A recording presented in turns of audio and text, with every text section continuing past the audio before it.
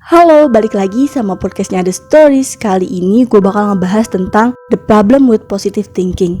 Masa sih positive thinking ada sisi buruknya? Sebenarnya, segala hal yang ada di muka bumi ini pasti punya sisi baik dan buruknya. Itu semua tergantung gimana cara kita menghadapinya. Nah, berbicara mengenai the problem with positive thinking, kita semua dalam kehidupan sehari-hari pasti pernah ngerasain rasa khawatir. Yang biasanya rasa khawatir itu kita anggap remeh, yang ternyata punya pengaruh besar dalam kehidupan. Selain kita sulit untuk merasakan damai dalam diri sendiri, ada resiko lain yaitu ancaman kesehatan akibat dari rasa khawatir yang sering kita anggap remeh ini. Nah, ada nggak sih solusi untuk mengatasi masalah ini? Sebelum gue bahas lebih lanjut, gue mau ngasih contoh dari kekhawatiran sehari-hari yang sering kita anggap remeh. Contoh paling sederhana banget nih, kalau misal kita lagi diajak main sama temen di malam minggu misal, atau main ke tempat yang lagi ngehits, yang kadang-kali ada perasaan khawatir macet lah, khawatir nggak kebagian tempat duduk lah, khawatir kalau ujung-ujungnya kita cuma dapetin capek doang dan nggak nikmatin waktu yang harusnya digunain untuk refreshing gitu. Nah, berkaitan dengan ini, kita sering banget dengar istilah positive thinking. Coba dong jangan mikir yang jeleknya aja, tapi coba positive thinking. Berarti pada dasarnya kita disuruh buat memikirkan kemungkinan yang terbaiknya aja dibanding mikirin hal yang buruknya. Ajakan untuk berpositive thinking ini emang udah populer banget. Sebenarnya udah berpikir positif dan memikirkan hal yang kita dambakan aja udah bisa membawa perubahan untuk kita. Ternyata nih, perkembangan terakhir ilmu psikologi justru menemukan adanya potensi masalah dari anjuran berpikir positif. Ada artikel yang berjudul The Problem with Positive Thinking, menyebutkan bahwa positive thinking justru sering menghambat kita. Beberapa eksperimen menunjukkan mereka yang menerapkan positive thinking dalam berusaha mencapai tujuannya seringkali memperoleh hasil yang lebih buruk dibandingkan dengan mereka yang tidak menerapkan positive thinking. Positive thinking itu ternyata bisa menipu pikiran kita, beranggapan seolah-olah kita sudah mencapai tujuan tersebut, sehingga melemahkan keuletan kita dalam berusaha mencapainya.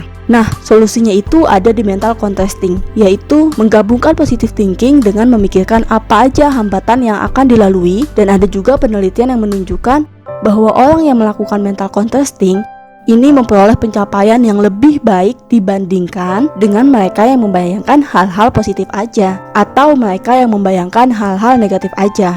Nah, di sini gue cuma mau ngingetin nih, sebenarnya 85% yang kita khawatirin itu sebenarnya nggak terjadi. Jadi, apa yang kita khawatirin itu nggak lebih dari pikiran kita sendiri yang merasa ketakutan dan menghukum diri sendiri dengan kelebihan diri kita sendiri. Seorang filsuf Stoa yang bernama Seneca juga mengingatkan bahwasannya rasa khawatir datang terlalu cepat.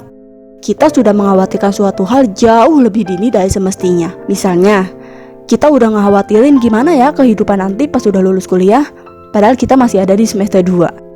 Atau buat ibu-ibu nih, suka merasa khawatir, apakah anaknya nanti tumbuh menjadi remaja yang baik-baik atau enggak. Padahal, anaknya masih ada di dalam kandungan. Seperti kata Seneca, jika kita menderita sebelum saatnya, kita juga menderita lebih dari semestinya. Jadi pada intinya, kita menderita lebih di imajinasi kita dibandingkan di kenyataan. Nah, itu benar-benar relate banget sih sama kehidupan gua. Sebenarnya, kalau kita bicara tentang rasa khawatir nih, ya itu wajar sih kalau kita ngerasa khawatir, terutama kalau khawatir akan masa depan. Yang gak wajar itu kalau khawatirnya berlebihan.